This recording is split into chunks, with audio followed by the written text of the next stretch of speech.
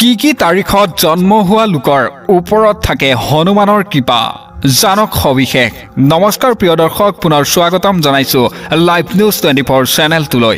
আজি বিশেষ প্ৰতিবেদনটা আপোনালোকৰ মাজলৈ লৈ আহিছো। যদি আমাৰ চেনেলটো এতিয়ালৈ সাবস্ক্ৰাইব কৰা নাই তেনেহলে চেনেলটো সাবস্ক্ৰাইব কৰিব, লগতে ভিডিঅ'টো লাইক কৰি দিবলৈ নাপাহৰিব।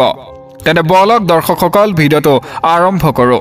সংখ্যা তত্ত্বত 9 সংখ্যাটো ভগৱান হনুমান আৰু মংগল গ্ৰহৰ সৈতে জড়িত আছে। 9, 18 বা 27 তাৰিখে জন্ম লোৱা লোকৰ জন্ম নম্বৰ 9 হয়।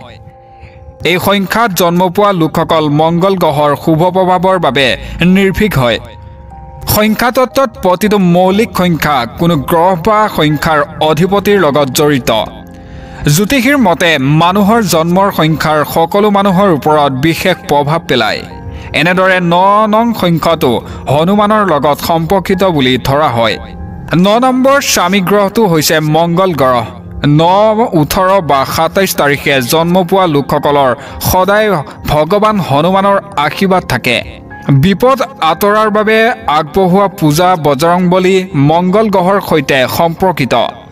হনুমানক মংগল গ্ৰহৰ দেৱতা বুলি কোৱা হয়। সেইবাবে হনুমানৰ সমান্তৰালকৈ মঙলবাৰেও মংগল গ্ৰহৰ পূজা কৰা হয়। হনুমান হৈছে মংগল গ্ৰহৰ প্ৰতীক।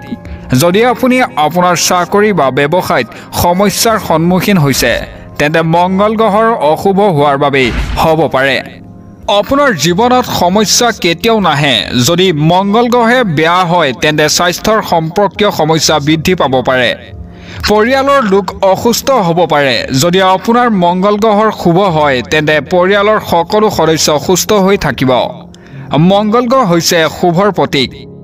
কোনো স্বাৰ্থহীনতা নোহোৱাকৈ নিজৰ কাম কৰা সকলে মংগল আৰু হনুমানৰ আশীৰ্বাদ পায় আৰু জীৱনত কেতিয়াও বিপদৰ সন্মুখীন হ'ব নালাগে। ইয়াৰ বাহিৰেও জীৱনৰ সমস্যাবোৰ আঁতৰত থাকে।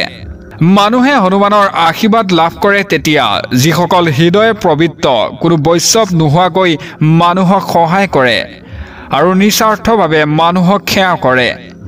তেওঁলোকে সদায় হনুমানৰ আশীৰ্বাদ লাভ কৰে। এই কাৰণে 9 নম্বৰ মানুহৰ মংগল আৰু হনুমানৰ আশীৰ্বাদ লাভ কৰে।